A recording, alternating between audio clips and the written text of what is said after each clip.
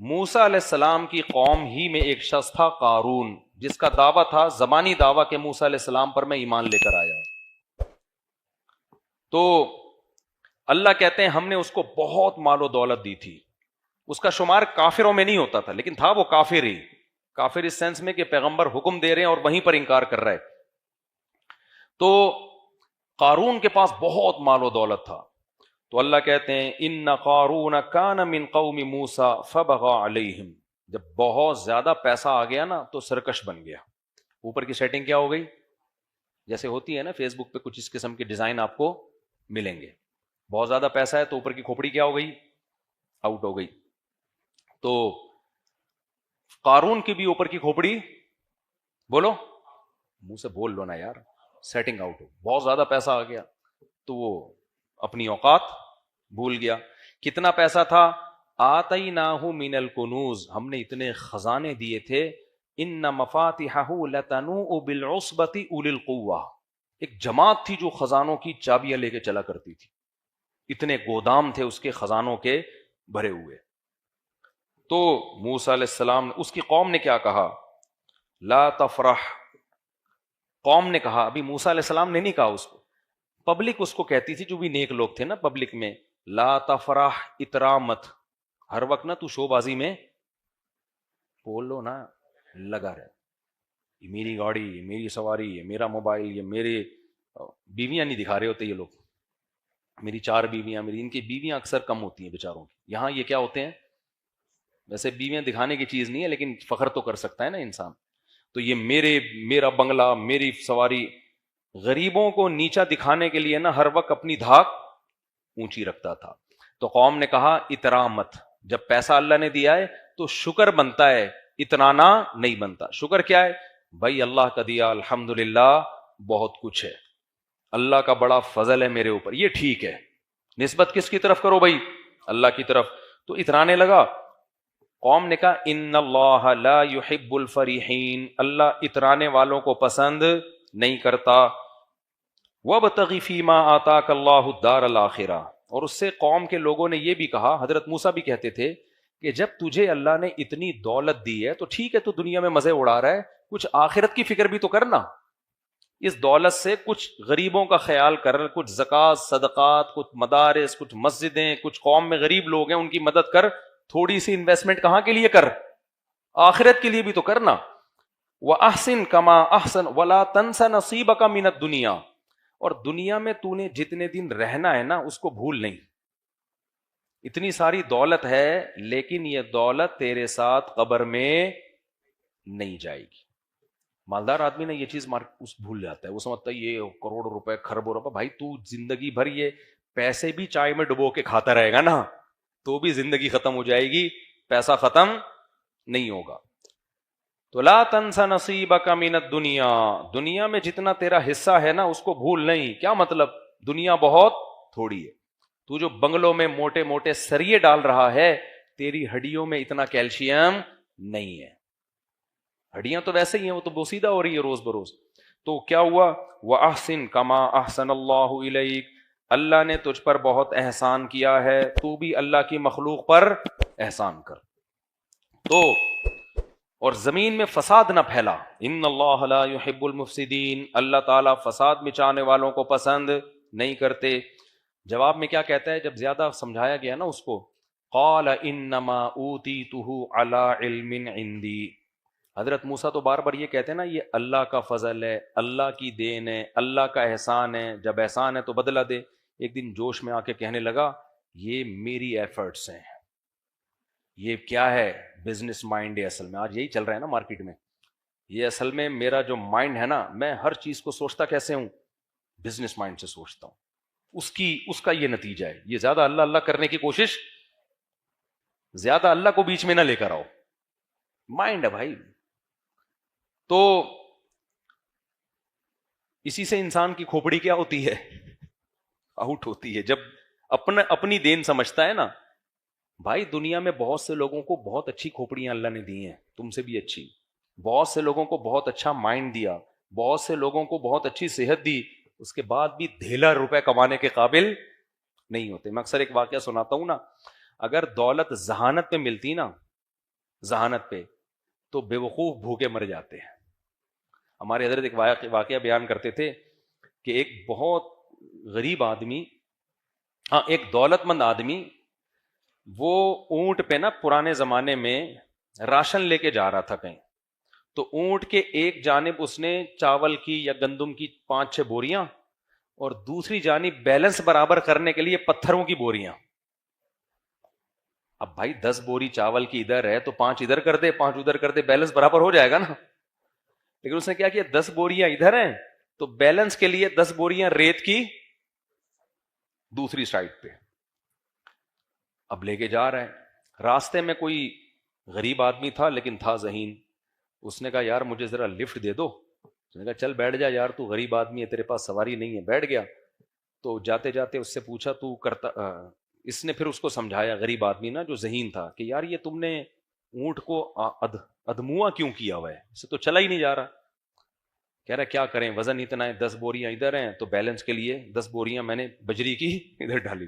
اس نے کہا بیلنس کی کیا ضرورت ہے, 10 ادھر ہیں تو 5 ادھر رہنے دو, 5 ادھر کر دو.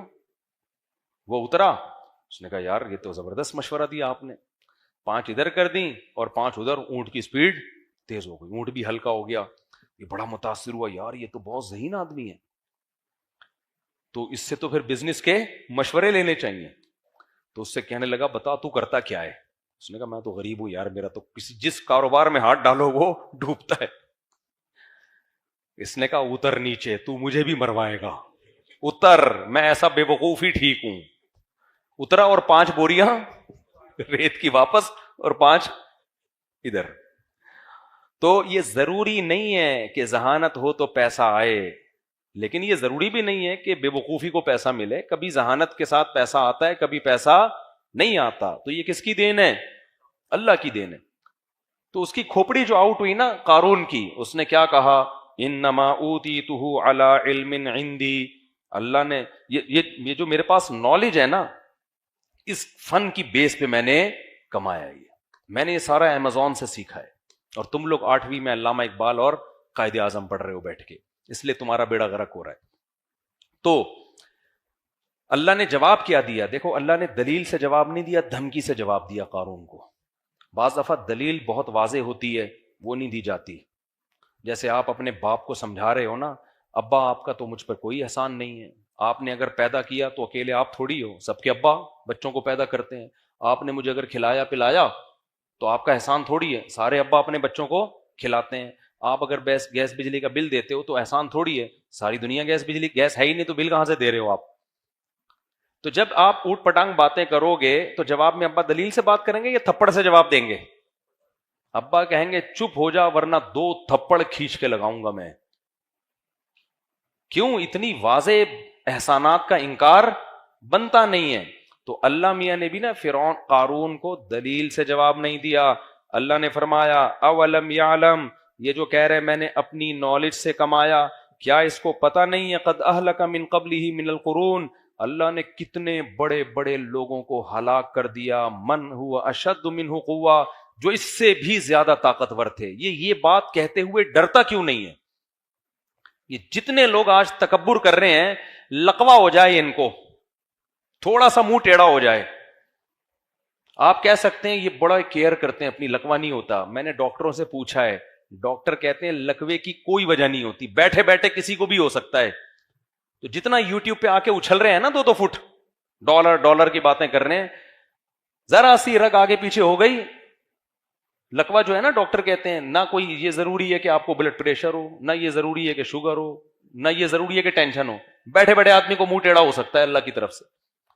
ان کو لقوہ ہو گیا نا, تھوڑا سا فرما الائنمنٹ آؤٹ ہو گئی, گاڑی کی الائنمنٹ ٹھیک ہو جاتی ہے, منہ کی الائنمنٹ جلدی ٹھیک نہیں ہوتی. تو اللہ نے دھمکی دی ہے, اللہ نے کہا کہ یہ دیکھتے نہیں ہیں کہ ان سے پہلے ان سے بڑے بڑے طاقتوروں کو میں نے ہلاک کر دیا. پھر قرآن کہتا ہے فَخَرَجَ عَلَىٰ قَوْمِهِ فِي زِينَتِهِ, ایک دن اپنی زینت میں قوم میں نکلا, اور جو دنیا پرست لوگ تھے. دیکھو دولت اللہ کی نعمت ہے, ایسا نہ ہو کہ آپ پیسہ کمانا ہی چھوڑ دیں, پہلے ہی ملک کا بیڑا غرق ہوا ہوا ہے اور کشکول لے کے IMF کے سامنے بھکاری نہ بن جائیں ہم. پیسہ کمانا منع نہیں ہے, پیسے پہ اتنانا منع ہے. اور پیسے کو اپنے علم اور اپنا کمال سمجھنا منائے. تو قارون میں نافرمانی کے ساتھ دولت تھی, تو اللہ کہتے ہیں وہ اپنی زیب و زینت میں نکلا. تو جو دنیا پرست لوگ تھے اس کے جاہ و جلال کو دیکھ کر کہنے لگے یا لیت لنا مثل ما اوتی قارون, کاش ہمارے پاس بھی وہ سب کچھ ہوتا جو قارون کے پاس ہے. رالیں ٹپکانے لگے اس کو دیکھ کے, حالانکہ وہ بدعملی کے ساتھ تھا. اگر عمل کے ساتھ ہوتا نا پھر بھی بنتا ہے, لیکن بدعمل آدمی ہے. تو اللہ کہتے ہیں قال الذین اوتوا العلم, جن کو اللہ نے علم دیا تھا وہ کہنے لگے ویلکم, تم تباہ ہو جاؤ, ثواب اللہ خیر, بھائی نیک اعمال پہ جو اللہ بدلہ دے گا وہ اس عیاشی سے کئی گنا بہتر ہے. لمن آمن وعمل صالحا, وہ صرف ان کو ملے گا جو ایمان لائے اور نیک اعمال کیے. ولا یلقاها الا الصابرون, اور یہ صفت صرف صبر کرنے والوں کو دی جاتی ہے. جو بے صبرے لوگ ہیں ان میں اللہ یہ کوالٹی پیدا نہیں کرتا. پھر کیا ہوا؟ حدیث میں آتا ہے کہ اب قارون نا موسیٰ علیہ السلام سے چڑھنے لگا تھا, کیونکہ موسیٰ علیہ السلام کبھی اس کو زکوٰۃ کا کہتے, کبھی نماز کا کہتے, کبھی روزے کا کہتے, کبھی جو بھی حکام. اس کو چڑ کس سے ہو گئی؟ موسیٰ علیہ السلام سے. فرعونی قوم سے ہوتا تو پھر تو وہ ہلاک ہی ہو چکا ہوتا نا, وہ تو بنی اسرائیل میں ہونے کی وجہ سے بچ گیا تھا. اب شریعت کے احکام پہ عمل کی باری آئی تو اب اس کو چڑ ہو گئی کس سے؟ موسیٰ علیہ السلام سے. آپ کو پتا ہے جب بھی کسی کو کسی مذہبی اسکالر سے چڑ ہوتی ہے نا, ذاتی بغض, تو وہ اس کی ذاتیات پہ کیچڑ اچھالتا ہے. کیا کرتا ہے وہ؟ Video recording, audio recording, calls recording, یہی سب چل رہا ہوتا ہے نا. کسی غیر اخلاقی سرگرمی میں ملوث کرنے کی کوشش کرو, کچھ بھی نہیں ملے تو جھوٹا الزام لگا دو. جھوٹا الزام بھی سوسائٹی میں بہت اسپیڈ سے پھیلتا ہے. اب کون صفائیاں پیش کرتے کرتے بھی لوگ کہتے ہیں کچھ تو ہے نا, کچھ تو ہے. تو یہ آج کا نہیں ہے, یہ سیٹ اپ پہلے سے چلا آ رہا ہے. ذاتیات پہ کیچڑ اچھالو, یہ تو ایسے ہیں, یہ تو یوں ہیں, یہ تو فلانے ہیں, یہ تو ڈمکانے ہیں. اب میں 4 شادیوں کی بات کرتا ہوں نا, جو فیمنسٹ لوگ ہیں وہ بہت پیچھے پڑے ہوئے ہیں میرے, کہ کوئی عیب نکالیں. طنز کر رہے ہوتے ہیں بھائی ان کے گھروں میں پتہ نہیں کیا ہو رہا ہے, مارتے پیٹتے ہیں, کیا کرتے ہیں, یہ تو گھروں میں جا کے پوچھو, ممبر پہ تو بڑی باتیں کر رہے ہیں, کیونکہ ان کی دم پہ میں نے کیا رکھ دیا ہے؟ پاؤں. فیملی پلاننگ والے بھی پیچھے پڑے ہوئے ہیں کہ بھائی بچے زیادہ اچھے, دیکھو کوئی بچہ چرس تو نہیں پی رہا, پھر ہم بتائیں گے کہ دیکھو یہ ہوتا ہے زیادہ بچوں کا انجام. حالانکہ میں لوگوں سے بار بار کہتا ہوں بھائی میں سوسائٹی کا نارمل آدمی ہوں, میں کوئی فرشتہ یا پیغمبر نہیں ہوں. تو سب کے گھروں میں جو کچھ ہوتا ہے وہی میرے گھر میں بھی ہو سکتا ہے, اللہ بچا کے رکھے. لیکن اس سے اسلام کا فلسفہ خراب نہیں ہوگا. اگر میں ظالم بھی ہوں, میں مارتا پیٹتا بھی, وہ تو ایسا ہے نہیں. اچھا کون اتنا بڑا بہادر کون ہے یار؟ فرض کرو میں مارتا پیٹتا ہوں, میں ٹارچر کرتا ہوں, میں نے ظلم کر کے رکھا ہوا ہے, کھلانے کو روٹی نہیں ہے اور بچے چرسی ہیروئن چی, میں غلط ہو جاؤں گا نا, فلسفہ غلط نہیں ہوگا. تو اس لیے ان چیزوں میں پڑھائی نہ کرو کہ کون کیا کر رہا ہے, کون صحیح ہے کون غلط ہے. بھائی پیغام کو دیکھو, پیغام کیا دیا جا رہا ہے, سمجھتے ہو کہ نہیں سمجھتے ہو؟ پیغام کو دیکھو کیا دیا جا رہا ہے پیغام. تو اب جو قارون تھا نا اس کو چڑ ہو گئی کس سے؟ موسیٰ علیہ السلام سے, کہ یار میرے لیے سب سے بڑا ہیڈک کون بنا ہوا ہے؟ موسیٰ علیہ السلام. اس نے کیا کیا؟ پیسے سے دنیا میں ہر کام ہوتا ہے. اس بے شرم نے یہ کیا کہ ایک عورت کو خریدا. اچھا فحش الزام جب بھی لگوایا جاتا ہے عورت سے لگوایا جاتا ہے, خوب سمجھ لو, کیونکہ عورت کی بات اس بارے میں لوگ فوراً ایکسپٹ کر لیتے. اکثر میاں بیوی کے جھگڑوں میں جب عورت کو شوہر کو بدنام کرنا ہوتا ہے نا تو وہ کیا الزام لگاتی ہے؟ اس کے لڑکیوں سے تعلقات ہیں. اور اس کے لیے پھر لوگ اس سے دلیل پوچھنے کی زحمت نہیں کرتے, بلکہ لوگ کہتے ہیں اس کی تو بیوی کہہ رہی تھی کہ یہ لڑکیوں سے تعلقات ہیں. بھائی تمہیں کیا ہو سکتا ہے ہوں, اب یہ تو آپ ہی بہتر جانتے ہوں گے کس کے کتنے تعلقات ہیں. یہ بھی ہو سکتا ہے, لیکن یہ بھی تو ہو سکتا ہے نا کہ جھوٹ بول رہی ہو. لیکن ہماری سوسائٹی میں اس سے بحث نہیں کی جاتی کہ بیوی سچ بول رہی ہے کہ جھوٹ بول رہی ہے, بس یہ بات سوسائٹی میں پھیل جاتی ہے بھائی اس کی تو بیوی کہہ رہی تھی, یہ کیا ہے؟ 2 نمبر آدمی ہے. ایک خاتون نے مجھے فون کیا, ان کے شوہر میرے بیان میں بیٹھتا تھا, میں جانتا تھا اس کو, مجھے کہنے لگی میرا شوہر فلاں فلاں ہے، آپ کے بیان میں آتا ہے. میں پہچان گیا، میں نے کہا آتا ہے. کہتی وہ فحش فلمیں دیکھتا ہے. استغفر اللہ. مجھے اتنا غصہ آیا کہ یار تو کیسی عورت ہے، تو نے اپنے شوہر کی میرے سامنے عزت نہیں کی. میں نے کہا مجھے اس سے تو نفرت اتنی نہیں ہوئی، لیکن آپ سے مجھے بہت زیادہ نفرت ہو گئی. نام لینے کی کیا ضرورت تھی؟ آپ بول دو میں کوئی خاتون بات کر رہی ہوں، میرا شوہر اس برائی میں مبتلا ہے، مجھے مشورہ دے میں کیا کروں. آپ کو پتا بھی ہے کہ میں اس کے شوہر کو جانتا ہوں، نام لے کے. تو اللہ تو کیا کہہ رہا ہے، میاں بیوی ایک دوسرے کا لباس ہیں. جب اس کا راز ہی فاش کر، جب اس کے شوہر کو پتا چلے گا کہ میری بیوی نے ان کو بتا، اس کے دل میں 2 ٹکے کی عزت نہیں رہے گی بیوی کی. یار مجھے تم نے ذلیل کر دیا مفتی صاحب کے سامنے. تو یہ سب باتیں بہت ڈینجرس ہیں. آپ کو حکم دیا ہے شریعت نے کہ گناہ پہ کیا ڈالو؟ پردہ ڈالو. اگر کسی کو گناہ کرتے ہوئے دیکھا ہے، شوہر ہو یا بیوی ہو یا کوئی بھی ہو، انون بن کے پوچھو مسئلہ. ایک آدمی ہے میرا ریلیٹو ہے، وہ یہ کر رہا ہے، تو آپ مشورہ دیں میں اس سے گناہ کیسے چھڑواؤں. میں نے کہا وہ تو غلط کر رہا ہے، آپ نے اس سے زیادہ غلط کیا ہے. تو جب میاں کو پتا چلے گا میری بیوی نے، اچھا مجھے کہہ بھی نہیں، اس کو بتانا نہیں، اس کو بتانا نہیں، اس کو بتانا نہیں. میں نے تو نہیں بتایا، مجھے پتا تھا کہ وہ بیچارہ، اور بیچارہ تو نہیں کہنا چاہیے، وہ بھی کون سا کوئی اچھا کام کر رہا ہے. ایسا نہ ہو سن کے وہ کہ اچھا میں بیچارہ ہوں، چلو دیکھنا شروع کر دے کہ یار ہم تو بیچارے ہیں، یہ سب آپ کون. جو بھی کر رہا ہے غلط کر رہا ہے، لیکن یہ نہیں بنتا بھائی کہ اس کو سوسائٹی میں ذلیل کر دیا، کسی کے سامنے اس کا عیب بیان کر کے ذلیل کر دیا جائے. اس کو پردہ ڈالنا چاہیے اس پہ. تو گھر کے مسئلے کہاں رکھو؟ گھر میں رکھو.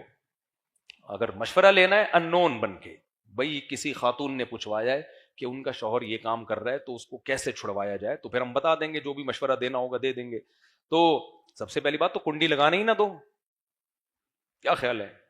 ابھی کیا میں اس پہ، یہ سارا ہمارا لیکچر رہ جائے گا، جلدی سے اس کو میں کمپلیٹ کرتا ہوں میں. تو اب کیا کیا کہ اس نے، قارون نے نا ایک عورت کو تیار کیا کہ میں تمہیں ٹھیک ٹھاک پیسہ دوں گا، تم نے موسیٰ پہ فحش الزام لگا دینا ہے، بدکاری کا، معاذ اللہ. کیا کر دینا ہے؟ تو لوگ نا بنی اسرائیل تو ویسے ہی نیگیٹو سوچ والے تھے، ساری زندگی موسیٰ علیہ السلام کی سیرت دیکھی انہوں نے، لیکن اس قوم میں منفی سوچ کا غلبہ زیادہ تھا. تو اور عورت کا الزام لگتا ہے نا تو باتیں شروع ہو جاتی ہیں. تو ٹھیک ٹھاک پیسہ دیا اس کو. جب وہ عورت آئی مجمع میں تو وہ حضرت موسیٰ کا چہرہ دیکھ کے نا گھبرا گئی. حضرت موسیٰ کے چہرے پر تو ایک روب تھا، ایک نور تھا. خود سوچو نا، کلیم اللہ، عام پیغمبر بھی نہیں ہے، وہ پیغمبر جن سے کوہ طور پہ بلا کے اللہ ہم کلام ہوتا ہے، وہ پیغمبر جن کی پاک دامن اور امانت دار ہونے کی گواہی 2 لڑکیوں نے دی تھی. خیر من استاجرت القوی الامین، بہترین امانت دار ہے یہ. تو جب وہ عورت جو تھی نا حضرت موسیٰ علیہ السلام کے چہرے پہ نظر پڑی تو وہ اللہ سے ڈر گئی، اور اس نے صاف بتا دیا کہ اس نے مجھے پیسے دیے تھے آپ پہ فحش الزام لگانے کے لیے. حضرت موسیٰ علیہ السلام نے بد دعا کے لیے ہاتھ اٹھائے. یہ کتنا بڑا جرم کر رہا ہے، اپنی قوم کے پیغمبر پہ تو فحش الزام لگا رہا ہے. تو حضرت موسیٰ علیہ السلام نے بد دعا کے لیے ہاتھ اٹھائے قارون کے لیے، اور قارون اپنے خزانے سمیت سب کے سامنے زمین میں دھسنا شروع ہو گیا. چیختا رہا، وہ معافی مانگتا رہا. حضرت موسیٰ نے کہا نہیں. یہاں ایک من گھڑت واقعات لوگ بیان کرتے ہیں کہ اللہ نے حضرت موسیٰ سے کہا کہ اے موسیٰ، وہ چیختا رہا، تجھے پکارتا رہا، تو نے معاف نہ کیا، مجھے ایک دفعہ پکارتا میں اسے معاف کر دیتا. ایسی کوئی روایت ثابت بولو نہیں ہے. جو جرم اس نے کیا تھا نا اس پہ یہی کچھ بنتا تھا، ورنہ لوگ جری ہو جاتے نا. بعض دفعہ مجرم کو سزا دینا اس لیے ضروری ہوتا ہے تاکہ پبلک کی اصلاح ہو جائے، ان کو پتہ چل جائے کہ پیغمبر کا معاملہ معمولی معاملہ نہیں ہوتا. تو فخسفنا به وبداره الارض، اللہ کہتے ہیں ہم نے اس کو بنگلوں سمیت زمین میں دھسا دیا. فما كان له من فئة ينصرونه من دون اللہ، پکارتا رہا، چیختا رہا، کوئی اسے اللہ کے عذاب سے بچانے والا نہیں ہوا. اور پھر نتیجہ کیا نکلا؟ وَأَصْبَحَ الَّذِينَ تَمَنَّوْا مَكَانَهُ بِالْأَمْسِ، کل جو اس کی سواریاں دیکھ کے کہہ رہے تھے نا کاش اللہ ہمیں بھی قارون بنا دے، کاش اللہ ہمیں بھی کیا بنا دے، قارون. اب وہ کیا کہہ رہے ہیں؟ وَإِ كَأَنَّ اللَّهَ يَبْسُطُ الرِّزْقَ لِمَن يَشَاءُ. بھائی بات اصل میں یہ ہے، یہ تو اللہ کی دین ہے، جس کو روزی زیادہ دیتا ہے کسی کو روزی وہ جو گھنٹوں گھنٹوں کی تقریروں سے بات سمجھ میں نہیں آ رہی تھی نا، وہ 2 منٹ میں سمجھ میں آ گئی. ایکچولی ہوتا یہ ہے، کسی کے پاس پیسے زیادہ آ جاتے ہیں، کسی کے پاس کم آ جاتے ہیں، کسی کو اللہ دے کے آزماتا ہے، کسی سے اللہ لے کے آزماتا ہے. تو یہ کوئی اتنی بڑی بات نہیں ہے کہ اتنے خزانے وزانے. دنیا مسافر خانہ ہے. یہ دنیا کیا ہے؟ مسافر خانہ. 2 منٹ میں بات سمجھ میں آ گئی. پھر کہنے لگے لولا ان من اللہ علینا، اگر اللہ ہم پر احسان نہ کرتا، ہمیں غریب نہ رکھتا. یہ احسان کرنے کا مطلب کیا ہے؟ اللہ کا شکر ہے اس نے ہمیں غریب بنا دیا. لخسف بنا، ہمارے پاس دولت آتی ہم بھی یہی ہوتے. کیونکہ اس کو تو موسیٰ علیہ السلام کب سے نصیحتیں کر رہے ہیں، ہمیں بھی کر رہے ہیں، ہم پہ اثر ہو گیا. اسے کر رہے ہیں، اس پہ نہیں ہوا. تو فرق کیا ہے؟ ہم غریب ہیں اور اس کے پاس پیسہ ہے. غریب پہ جلدی اثر ہوتا ہے، عیاشی کے لیے اس کے پاس شراب کے پیسے ہی نہیں ہوتے. تو جب اسے بتایا جاتا ہے شراب حرام ہے، بہت خوش ہوتا ہے. وہ زبردست، ویل ڈن. شراب کیا ہونی چاہیے؟ میں نے بتایا نا، ہمارے مدرسے میں کلاس فیلو لڑکا تھا، وہ چھپ چھپ کے سگریٹ، پان، نسوار، بس چرس رہ گئی تھی. اب مدرسے میں 2-3 دفعہ پکڑا گیا، سزا ملی. پھر چھپ کے نا نسوار بھی، پان بھی اور سگریٹ بھی. ایک دن کیا ہوا، خود ہی بیچارے نے سگریٹ بھی چھوڑ دی، پان بھی، صرف نسوار رہ گئی. تو میں نے پوچھا آج کل صرف نسوار چل رہی ہے، وجہ؟ کہتا ہے پیسے ہی نہیں ہے یار. کہتا ہے بھائی جیب خرچی اتنی ملتی نہیں ہے گھر سے. کہتا ہے ناشتہ کر لو یا اس میں سگریٹ خرید لو. تو کہہ رہے ہیں مجبوراً میں کس پہ گزارا کر رہا ہوں؟ نسوار پہ. تو اللہ کی رحمت ہو گئی نا. تو ہر آدمی پہ دولت سوٹ نہیں کرتی. تو وہ جواب میں کہنے لگے لولا امن اللہ علینا، اللہ کا ہم پر احسان نہ ہوتا تو اللہ خسف بنا، اللہ ہمیں بھی دھسا دیتا. اللہ کا شکر ہے اللہ نے ہمیں اس عذاب سے بچایا ہوا ہے. وَإِكَأَنَّهُ لَا يُفْلِحُ الْكَافِرُونَ، پھر کہنے لگے کافر کبھی بھی کامیاب نہیں ہوتا. تو آگے اللہ فرماتے ہیں تِلْكَ الدَّارُ الْآخِرَةُ نَجْعَلُهَا لِلَّذِينَ لَا يُرِيدُونَ عُلُوًّا فِي الْأَرْضِ وَلَا فَسَادًا. یہ آخرت ہم ان لوگوں کو دیں گے جو زمین میں فساد پسند نہیں کرتے اور نہ تکبر چاہتے ہیں. وہ دنیا میں مل جاتی ہے کچھ وقتی طور پر، عیش و عشرت ہو جاتی ہے. آخرت اللہ نے متواضع لوگوں کے لیے رکھی ہے، میں کرنے والوں کے لیے نہیں رکھی. جو شخص بھی تمہیں سب سے ہٹا کے اپنی ذات کی طرف لا رہا ہے نا، سمجھ لو یہ متکبر ہے. ہم نے جب بھی بڑوں کی محفل میں ہم بیٹھتے تھے نا، علماء کی مجلس میں، مجلس تحقیق ہوتی تھی، تو ہم نے اپنے بڑوں سے ایک چیز سیکھی کہ ہمیشہ دوسرے کی رائے کو اپنی رائے پر ترجیح دینے کی کوشش کی جا رہی ہے. میں حضرت مفتی تقی عثمانی صاحب کے ساتھ بھی محفلوں میں بیٹھا ہوں، مجلس تحقیق میں. ہمارے یہاں سے علماء جاتے تھے دارالعلوم کرنگی میں، 10-20 علماء جمع ہوتے تھے جب کسی مسئلے پہ تحقیق. ان میں سب سے سینئر مفتی تقی عثمانی صاحب ہوتے تھے، باقی سارے ان سے چھوٹے. لیکن آپ اس محفل کا اسٹائل دیکھ لیتے تو حضرت مفتی تقی صاحب کی اسٹائل سے آپ کو ایسا لگتا کہ سب سے جونیئر یہ ہیں. یہ ہم نے متعدد دفعہ مشاہدہ کیا. ایسے تواضع کے ساتھ بیٹھ کے سب کی بات سنتے، سب کے دلائل سنتے، اور بتاتے تھے کہ میں ایسے سنتا ہوں یہ سوچنے کے لیے کہ میں غلط ہوں اور یہ صحیح ہے، تاکہ پوری بات تو سنو نا اس کی، ہو سکتا ہے وہ صحیح کہہ رہے ہوں. سب کی باتیں سننے کے بعد اپنے بارے میں بدگمان، اپنے بارے میں کیا؟ بدگمان. اس کے بعد سن کے اینالائز کرنا، تجزیہ کرنا، ایک معتدل رائے قائم کرنا، یہ ہوتی ہے صاحب علم کی علامت. اور جو جتنا بڑا جاہل ہوگا نا، اتنا بڑا فرعون ہوگا. وہ دیکھ لو یوٹیوب فیس بک پہ پھینکتا رہے گا میں ہوں، میں نے سب کے منجیاں ٹھوک کے رکھ دی ہیں، میں نے سب کے کاروبار بند کر کے رکھ دیے ہیں، میں ہوں پلانیٹل پہ، میرے جیسا اس کائنات میں کوئی پیدا ہوا ہی نہیں ہے. میں ہر صرف ایک بندہ نہیں ہے، بہت سارے ہیں. ابھی وہ ایک ہیں کینیڈا میں، ان کے کلپ آیا ہے، 1400 سال میں، کینیڈا میں رہتے ہیں وہ، کہتے ہیں 1400 سال میں جتنی اچھی تشریح میں نے کی ہے نا، یا میرے استاذ نے کی ہے، آج تک ایسی تشریح. ابے تو کیا مریخ سے آیا ہے، مارس سے آیا ہے، کوئی نئی چیز کو جاپان نے تجھے بنایا ہے، تو مٹی کا بنا ہوا ہے، تو 1400 سال میں تجھے سمجھ میں آیا ہے، باقی سب گھاس کھا رہے تھے کیا 1400 سال سے؟ میں کر رہا ہے نا، اس کا مطلب وہ ٹھیک نہیں ہے، وہ جاہل ہے، مرکب ہے. جاہل کی 2 قسمیں ہوتی ہیں، ایک جاہل جس کو پتا ہو کہ میں جاہل ہوں، لیکن بعض جاہل ایسے ہوتے ہیں جن کو پتہ ہی نہیں ہوتا کہ ہم کیا ہیں، جاہل ہیں، تو اس کو کہتے ہیں جہل مرکب. تو بہت بڑا جاہل ہے یہ. تو یہ میں اللہ کو پسند نہیں ہے. ہم بڑے علماء کے ساتھ جب بھی بیٹھتے تھے، ایسی ڈیبیٹ ہوتی تھی, اتنا مزہ آتا تھا بحث کرنے میں, اور دوسرے کی سن رہے ہیں, آخر میں آ کے ایک اعتدال سے اپنی رائے قائم کی. رائے کا تو بڑے ہی کا رائے کا اعتبار ہوتا ہے کہ سنتے ہیں تسلی سے. تو 3-4 دنوں تک مجلسیں چلتی تھیں. ہمارے حضرت تو بہت بیٹھے مجلسیں اٹینڈ کی ہیں نا. ایک دفعہ کیا ہوا, ہمارے شیخ حضرت مفتی رشید احمد صاحب رحمہ اللہ اور ان کے استاذ حضرت مفتی شفیع صاحب رحمہ اللہ, جو مفتی تقی عثمانی صاحب کے استاذ ہیں, فرماتے ہیں کہ ایک شخص سوال لے کر آیا اور کہا کہ جواب لکھیں جس پہ 2 مفتی ایگری ہوں, مفتی محمد شفیع صاحب بھی اور ان کے شاگرد حضرت مفتی رشید احمد صاحب بھی, یہ دونوں ایگری ہوں اور پھر فتویٰ لکھیں. حضرت کہتے ہیں ہم دونوں ایگری نہیں ہوئے ایک رائے پہ. مفتی محمد شفیع صاحب کی رائے کچھ اور تھی, میری رائے کچھ اور, اختلافی مسئلہ تھا, اور آپس میں بات چیت کے بعد رائے میں اتفاق بھی نہیں ہوا. تو حضرت فرماتے ہیں میں نے حضرت مفتی شفیع صاحب سے کہا کہ بھئی آپ بڑے ہیں تو ایسے موقع پہ پھر آپ اپنی رائے کے مطابق جواب لکھ دیں, آپ سینئر ہیں, بھئی عوام کے لیے تو جو بھی صحیح سینئر مفتی ہو اس کی رائے ہے نا, تو آپ لکھ دیں. اب بعض لوگ فوراً پتہ ہے کیا کہتے ہیں, چھوڑو ان دونوں کو, دلیل کیا کہہ رہی ہے. ابے بھائی دلیل کو سمجھنے میں ہی تو اختلاف ہو رہا ہے, دلیل کو سمجھنے میں کیا ہو رہا ہے, اختلاف ہو رہا ہے. تو جیسے ہم کہتے ہیں نا کہ بھئی ابو حنیفہ کی رائے کو فالو نہیں کرو گے تو آج کل کے اسکالر کی رائے کو فالو کرنا پڑے گا. وہ فوراً کہتے ہیں نہ آج کل کے اسکالر نہ ابو حنیفہ, حدیث کو فالو کرو. ابے کمبختو, حدیث کو سمجھنے میں ہی تو اختلاف ہو رہا ہے. اگر اتنا آسان معاملہ ہوتا تو ابو حنیفہ اور شافعی کی رائے میں اختلاف کیوں ہوتا؟ ایسے صرف فارغ ترین لوگ دنیا میں موجود ہیں. تو حدیث دونوں طرف ہے تبھی تو رائے میں اختلاف ہو رہا ہے.